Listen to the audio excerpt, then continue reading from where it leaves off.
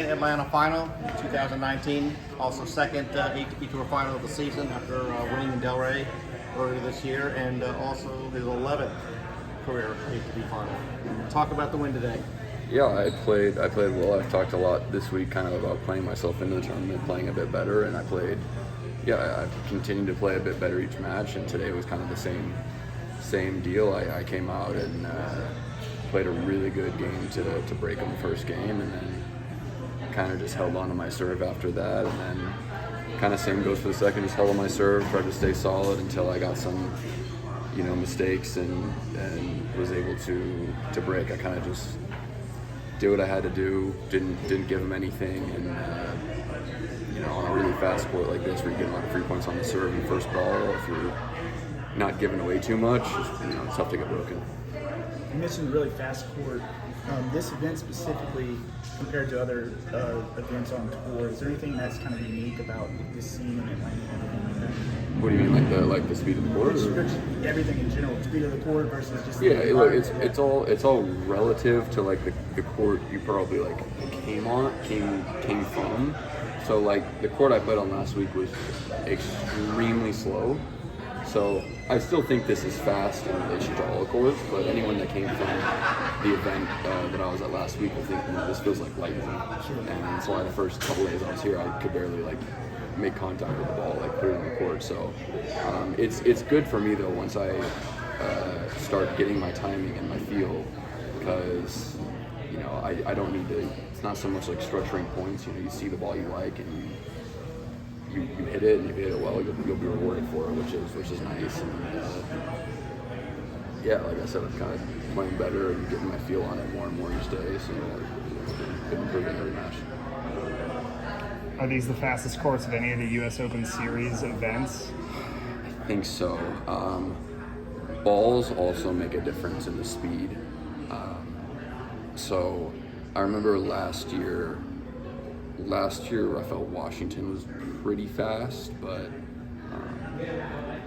this is playing pretty fast. Like I said, I'd probably be able to answer that question better once I've played everything, so it's fresh in my mind. But this course, center court's pretty fast here.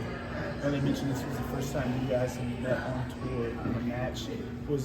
How familiar were you with his game before? And was there anything that impressed you, surprised you about his game? I wasn't too familiar. I know that JJ, for his size, had a good serve.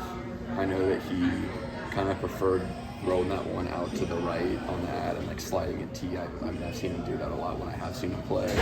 But I know he's a good ball striker off of both sides. I thought he moved really well out to the forehand. When I moved into the forehand, I was pretty impressed by that. And he's a really solid player.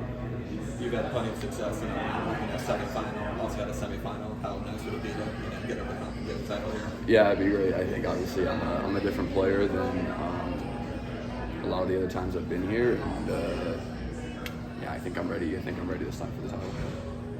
Taylor, what do you make of the American men's landscape right now? You're at the top of many guys in the top 20, top 30, top 40. It's great. There's so much depth. I mean, we have three guys in the top 15, 2 in the top 10.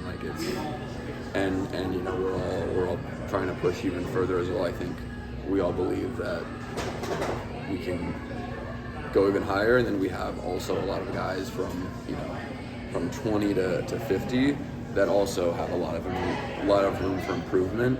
So it's a good time. I wouldn't be surprised if having 3 or 4 of us in the top 20 is a very normal thing for the next 5-10 years.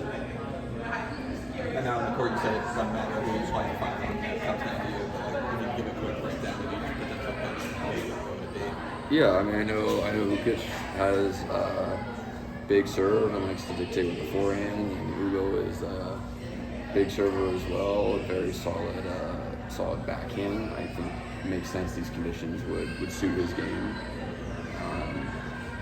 I don't know, I don't really care who it is. I just got to focus on my game and really working on. How was your practice this morning? Much better. Much better. No broken practice in this one. Earlier this week, you talked about getting used to the heat. You looked like you managed it pretty well. How were the conditions for you? It was hot out there. I think the biggest thing was just in the beginning of the match. Played the first couple games like very physical, had some long rallies, and I was sweating a lot. And that was a big issue with just like the grip getting slippery. I don't like to wear wristbands, and I felt like maybe I was coming out the gates a little